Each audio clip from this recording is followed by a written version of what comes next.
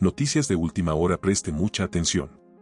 Asamblea conformará una comisión para investigar asesinato de Fernando Villavicencio.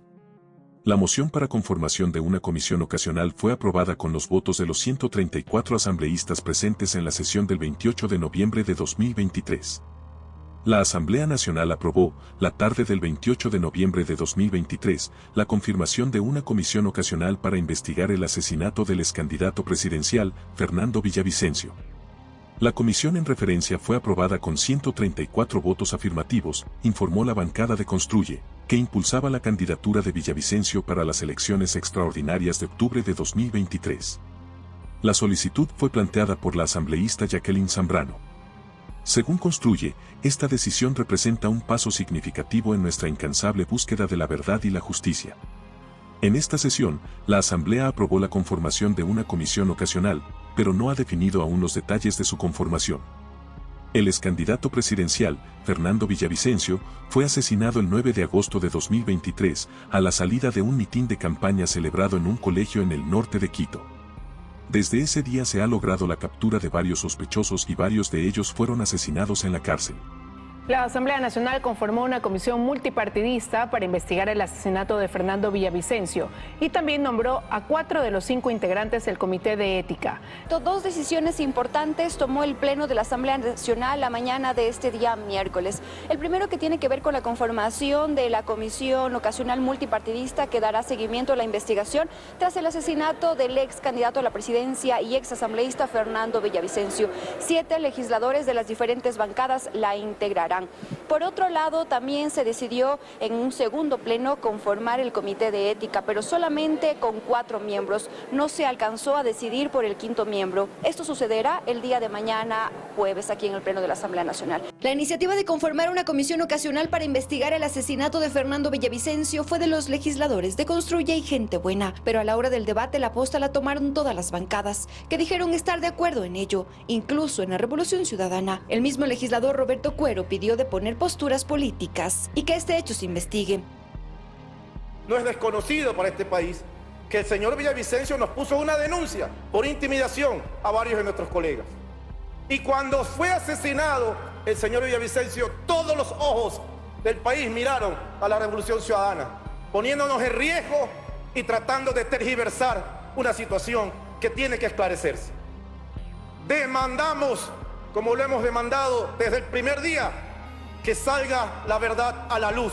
Por eso estamos de acuerdo que se conforme una comisión en este Parlamento para que investigue paralelamente esos acontecimientos. La asambleísta Lucía Pozo tomó la palabra para hacer un llamado de atención al Pleno. Criticó que ahora todos se tomen la bandera de Villavicencio. Que esa comisión que se conforme no sirva para vitrinear en ningún espacio político, por respeto a la familia y por respeto al Ecuador. Hubo respaldo para la creación de la comisión en ADN y también entre los legisladores independientes. Ya no existe, compañero Villavicencio, el hombre de lucha, que no tuvo miedo de denunciar. Y ustedes, nosotros, el deber constitucional es fiscalizar y legislar. Quienes no pertenecemos a bancadas también podamos participar dentro de esta comisión. Tenemos la legitimidad para hacerlo. Finalmente, se aprobó la moción del correísmo y la comisión la conformarán Adrián Castro de ADN, Mónica Salazar de la Revolución Ciudadana, Manuel Borges de ADN, Luzmila Abad de Pachacutic, Edgar Benítez del Partido Social Cristiano, Hernán Zapata de Gente Buena y Viviana Zambrano de Construye. Despojarse de todo elemento político, todo elemento ideológico y tiene que pensar en la persona. Y también, este miércoles el Pleno tenía previsto conformar el Comité de Ética, pero solo lograron nombrar a 4 integrantes.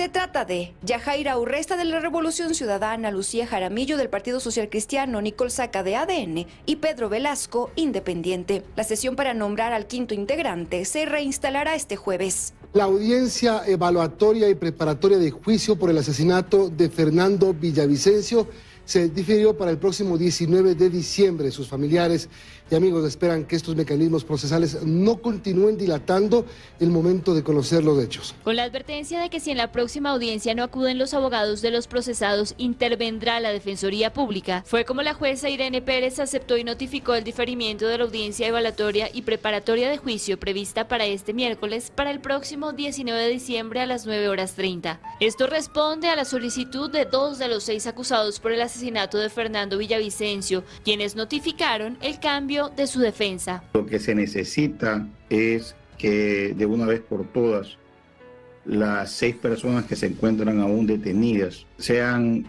juzgadas. Siempre usan algún tipo de artimaña jurídica como esta, por ejemplo, cuando antes estos procesados ya tenían su defensa y estaban al tanto. Esta causa inicialmente vinculó a 13 personas, pero solo 6 llegarán a esta etapa procesal, pues 7 fueron asesinadas en prisión. Autores materiales que, de acuerdo a la esposa de Fernando, Verónica Zarauz, lograron revelar información importante que ya reposa en el expediente. Nosotros estamos interesados en saber quiénes están detrás del complot que se organizó para asesinar a Fernando Villavicencio. El asesinato de Fernando Villavicencio durante su campaña electoral el pasado 9 de agosto ha derivado en 3 procesos penales. Este por el delito de asesinato en contra de autores materiales, un segundo proceso bajo reserva derivado del testimonio de un testigo protegido y un tercero por el delito de ejecución extrajudicial. Durante la audiencia fijada para el próximo 19 de diciembre también se deberá resolver el pedido de revisión de medidas cautelares solicitado por uno de los procesados. En más noticias. Bancadas de la actual Asamblea avalan el juicio político en contra del expresidente de la República Guillermo Lasso. La sesión para decidir sobre el proceso se realizará a las 16 de este 29 de noviembre. De los 6 juicios políticos pendientes que dejó la anterior Asamblea Nacional, destituida por la muerte cruzada, los actuales legisladores que asumieron sus curules el 17 de noviembre último se inclinan por reactivar uno, el planteado en contra del expresidente de la República Guillermo Lasso Mendoza. El flamante presidente de la Asamblea Nacional y miembro de la bancada del Partido Social Cristiano, Henry Kronfle, convocó a una sesión a las 16 de este 29 de noviembre para decidir sobre el juicio político en contra de Lasso. La aprobación de la moción de censura requiere de las 2/3 partes del Pleno, es decir, el voto favorable de 92 de los 137 legisladores, y en la práctica implicará el retiro de los derechos de participación política de Lasso. Este juicio político quedó frenado el 17 de mayo pasado cuando el entonces presidente de la República activó la muerte cruzada, disolviendo a la Asamblea Nacional y adelantando las elecciones legislativas y presidenciales, en las que Daniel Noboa fue escogido como primer mandatario hasta mayo de 2025. Lasso fue acusado de presunto peculado por la renovación de contratos entre la empresa pública Flopec y Amazonas Tanker en el sector petrolero. En más noticias. Guillermo Lasso pide a la Corte Constitucional que determine si la Asamblea Nacional está cumpliendo el dictamen sobre su juicio político. El exmandatario alega que no puede ser enjuiciado políticamente porque ya no está en funciones, como lo indica la norma constitucional. El expresidente Guillermo Lasso solicitó a la Corte Constitucional que inicie la fase de seguimiento del dictamen, del 29 de marzo de 2023, con el cual dio paso al juicio político que se había solicitado en la anterior Asamblea Nacional.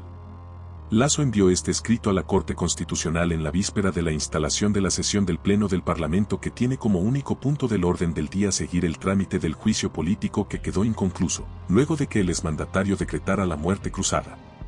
La reunión está prevista para la tarde de este 29 de noviembre. La muerte cruzada tuvo como consecuencia la disolución del legislativo y la convocatoria a elecciones anticipadas.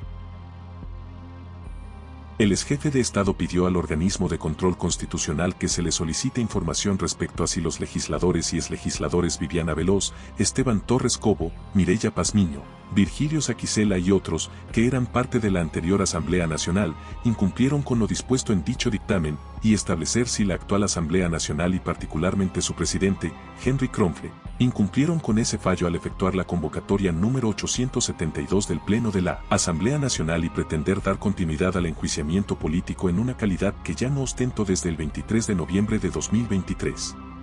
El exmandatario argumentó que el mencionado dictamen aprobó que se realice un juicio político en su contra por supuesto peculado y no por concusión como lo solicitaron originalmente los interpelantes, pero que los asambleístas incumplieron sistemáticamente este dictamen. Esto porque el Pleno siguió el proceso sin el informe de la Comisión de Fiscalización ni otro relacionado y más bien se aprobó una resolución en la que introdujo una serie de elementos correspondientes a los cargos de concusión que fueron expresamente inadmitidos por esta Corte y su utilización expresamente prohibida. Lasso recordó que se informó de estas supuestas irregularidades a la Corte. El expresidente indicó que, una vez que ya dejó el poder, no cabe un juicio político en su contra. Es claro que la Constitución no previó que se pueda censurar a un primer mandatario una vez que ha concluido sus funciones, como si lo hizo en el caso de otras autoridades. Hacerlo implicaría aplicar un procedimiento distinto, el del art. 129 constitucional. En la solicitud de Lasso se indicó que existen al menos 2 precedentes relevantes en los que la norma ha sido aplicada correctamente, sin continuar un juicio político dado que el interpelado había cesado en sus funciones. Así, el juicio político planteado contra el exvicepresidente Jorge Glass no concluyó su trámite en la Comisión de Fiscalización y Control Político de la Asamblea Nacional una vez que él mismo renunció a su cargo. De igual manera, en julio de 2021 la Asamblea Nacional modificó las conclusiones del informe de la Comisión de Régimen Económico sobre el informe anual del entonces ya expresidente Lenín Moreno, que recomendaba su enjuiciamiento político, considerando que una vez que éste ya no ejercía el cargo, no cabía su enjuiciamiento político. También destacó que tramitar un juicio contra un mandatario que ha concluido su mandato causaría una serie de violaciones a los derechos humanos y una serie de incoherencias jurídicas. En primer lugar, en un procedimiento agravado como este, la pretendida continuación del juicio político, con una nueva integración de la Asamblea Nacional alteraría el criterio de legitimidad política del mismo.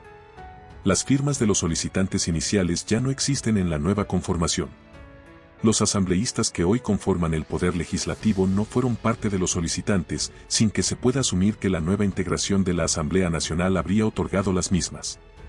En segundo lugar, contrariaría las garantías básicas del debido proceso conforme el art. 76 constitucional.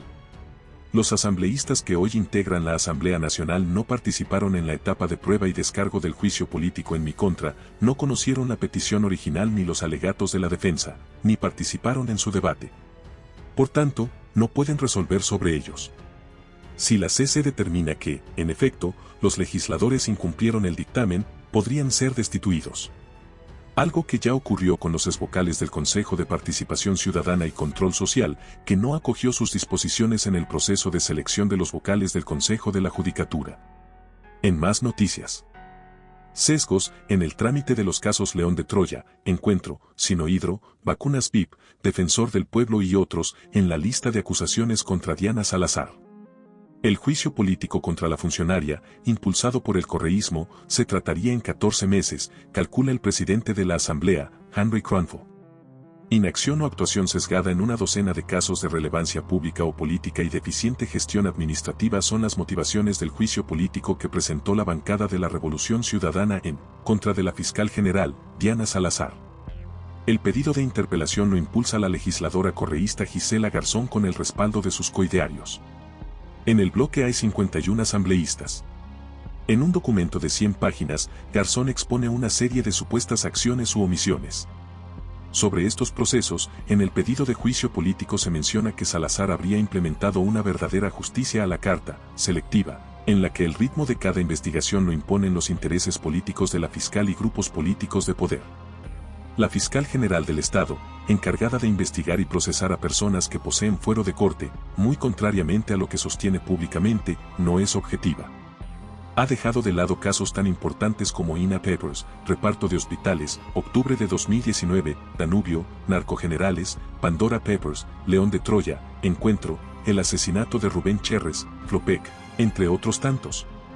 Esa responsabilidad es directamente imputable a la fiscal general ya que todos ellos tienen fuero de corte, bien sea porque involucran a un alto funcionario del Estado directa o indirectamente, refiere el documento.